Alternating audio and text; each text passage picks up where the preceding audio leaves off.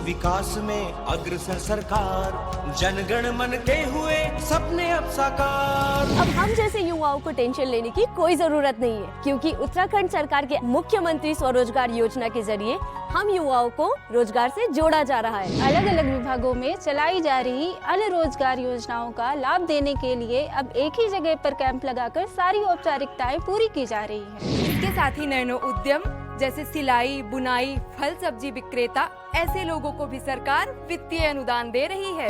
धामी जी की सरकार ने कोरोना काल में प्रभावित हुई भर्ती प्रक्रियाओं में युवकों को बड़ी राहत देते हुए समूह ग और ख के पदों पर आयु सीमा में 1 वर्ष की छूट दी है।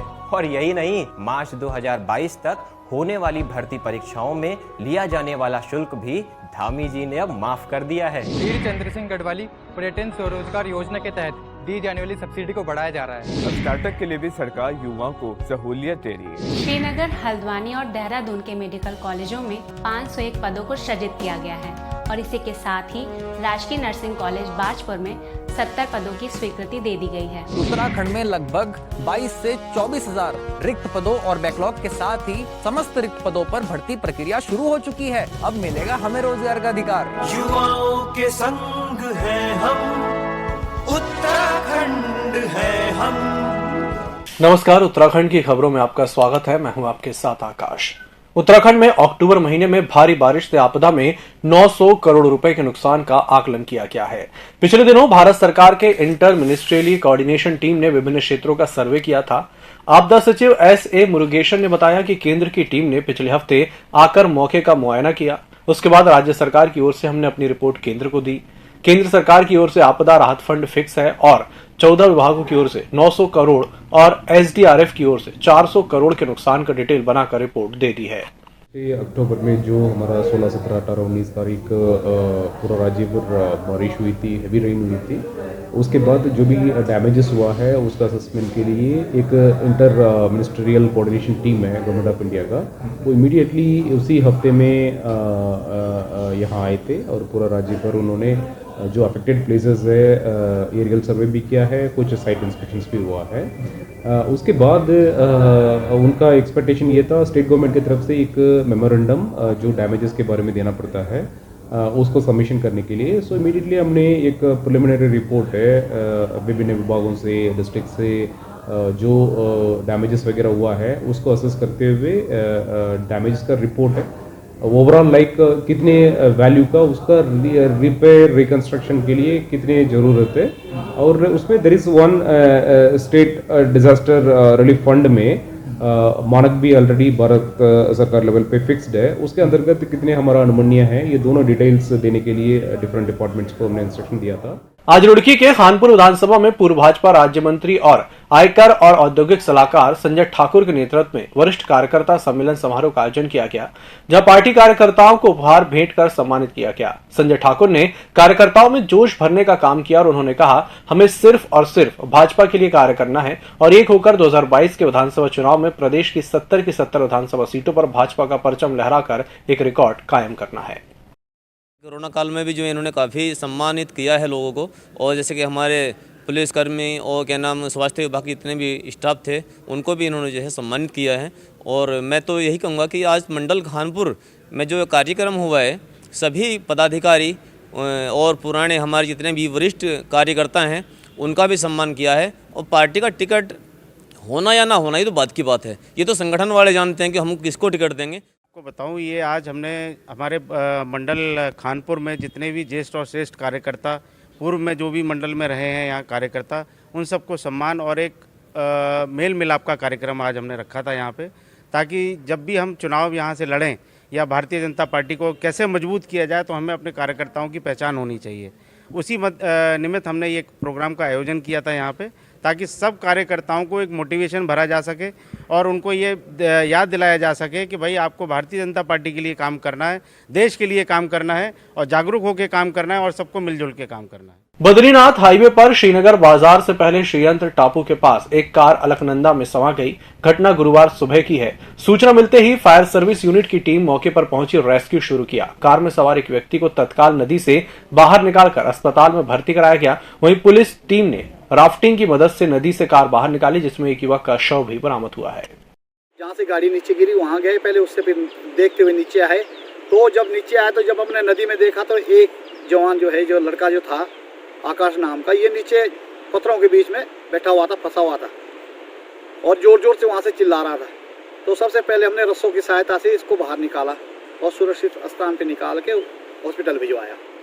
उसके बाद फिर क्रेन की सहायता से गाड़ी को किनारे करवाया और जो उसके अंदर जो आदमी फंसा हुआ था संदीप राठी के नाम से, उसको बाहर निकाल के और ये अभियान समाप्त किया। कांग्रेस ने पूर्व मुख्यमंत्री हरीश रावत के नेतृत्व में डोईवाला में पदयात्रा निकाली, जहां हरीश रावत ने राज्य और केंद्र की भाजपा सरकार को घेरते हुए कहा कि आज महंगाई की मार से हर घर त्रस्त है, बेरोजगारी चरम पर है, जिससे नौजवानों में भारी आक्रोश है। किसान पिट रहा है, सरकार उसकी मदद करने को तैयार नहीं है, गन्ने का मूल्य घोषित नहीं हुआ है। ये सब ऐसे मुद्दे हैं जिनके लिए कांग्रेस पूरे प्रदेश भर में विरोध प्रदर्शन कर रही है।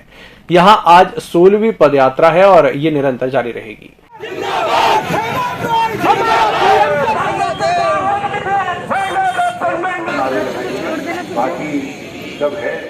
युवा के पास दिशा नहीं है, उन सब मुद्दों को लेकर हम इस पोल खोल यात्रा और पद यात्रा करेंगे और इस सरकार को, जो लोगों के जन जन जाकर इस बात को बताएंगे, जो लोग खुद भी जानते हैं, और इस सरकार को हटाने का काम हमारे कार्यकर्ता और हमारा पूरा संगठन मिलकर यहाँ पर इस सरकार को हटाएगा और कांग्रेस की सरकार को हम यहाँ पर काबिज करेंगे और कांग्रेस का मुख्यमंत्री हम यहाँ पर बनाएंगे। जो पदयात्रा यहाँ महंगाई को लेकर हुई है, इसमें भाजपा पिछले 7 साल से केंद्र की सरकार है भाजपा की, और लगभग 5 साल से राज्य के अंदर भाजपा की सरकार है।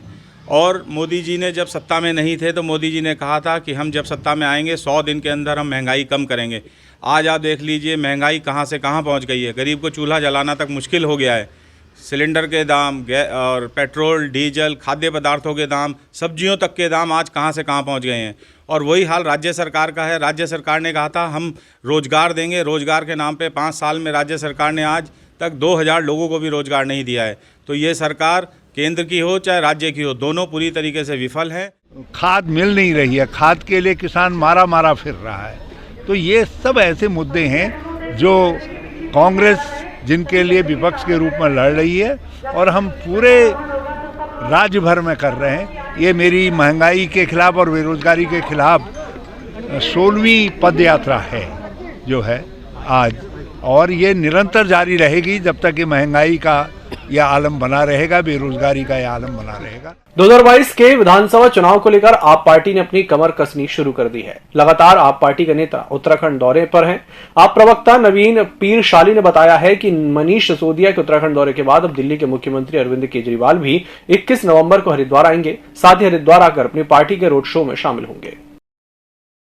आम आदमी पार्टी हमेशा इस उत्तराखंड को विश्व के हिंदू की आध्यात्मिक राजधानी बनाने की बात करती है और हरिद्वार के बिना ये सपना साकार नहीं हो सकता है। इसलिए 21 नवंबर को लीडर ऑफ द लीडर्स, जननायक, हमारे राष्ट्रीय संयोजक माननीय अरविंद केजरीवाल जी 1 दिवसीय दौरे पर हरिद्वार आ रहे हैं, जहां पर वो एक रोड शो में भाग लेंगे और उसके बाद प्रेस कॉन्फ्रेंस भी होगी।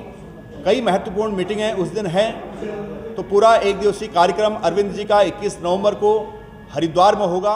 मसूरी गर्ल्स इंटर कॉलेज की छात्राओं द्वारा शहर के विभिन्न क्षेत्रों में मतदाताओं को जागरूक करने के लिए जन जागरूकता रैली का आयोजन किया गया, जिसमें स्कूली छात्राओं द्वारा लोगों को मतदाता पहचान पत्र और मतदान करने की अपील की गई। हम लोग यहाँ पर लोगों को जागरूक कर रहे हैं वोट देने के लिए, क्योंकि हर एक नागरिक का फर्ज होता है वोट डालना और सबको वोट डालना है। 18 वर्ष के जितने भी लोग हैं सबको वोट डालना है और 30 तारीख से पहले अपना नाम रजिस्टर में लिखवाना है। हम मतदाताओं को जागरूक करने के लिए किंगरेट, लंडौर, पिक्चर पैलेस सभी जगह गए और लोगों को जागरूक किया कि जो 18 वर्ष के हो चुके हैं वे 30 तारीख से पहले अपना रजिस्ट्रेशन करवा लें। इस बुलेटिन में फिलहाल इतना ही। नमस्कार। EMS टीवी के YouTube चैनल को सब्सक्राइब करें और बेल आइकन दबाएं। साथ ही EMS न्यूज ऐप डाउनलोड करें।